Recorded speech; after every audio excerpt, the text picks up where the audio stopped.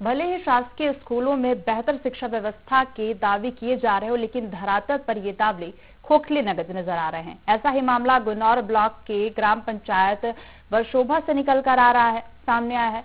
तो इसके साथ ही रुख करेंगे अगली खबर का, जहां विद्यालय से पढ़ने वाले बच्चों के बैठने के लिए बेंचें तो दूर, बच्चों की कक्षाओं को संचालित करने के लिए कमरे तक नसीब नहीं है। बच्चों को जमीन पर बैठाकर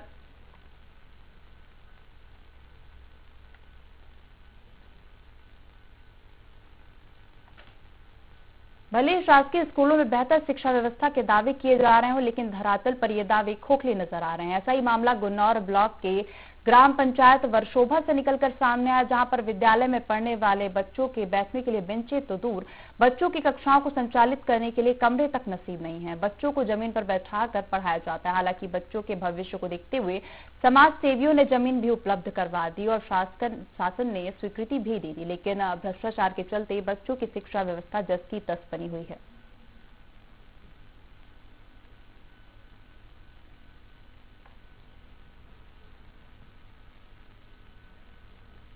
यहाँ कुल 4-5 कमरे हैं, जिसमें 350 करीब बच्चे हैं, 1 से 10 तक। और शासन द्वारा भवन स्वीकृत कर लिया गया है, लेकिन विगत 3-4 वर्षों से निर्माण कार्य बहुत धीमी गति से चल रहा है। जैसे ही वो बन जाती है तो उसमें ये बच्चों की बैठने की समस्या समय समय पर शासन को लिखित एवं मौखिक सूचित की जाए और वरिष्ठ अधिकारी लोग उसके निरीक्षण के लिए आ चुके हैं, वो अवगत हैं उस पर।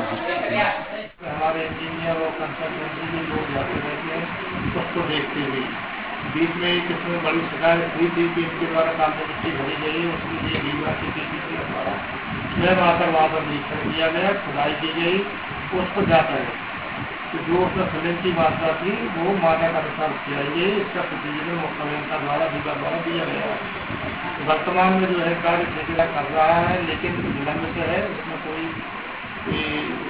कई प्रकार की बाधाएं, जैसे बीच में कोरोना पीरियड भी निकला है, कुछ आवंटन की भी वजह रही है।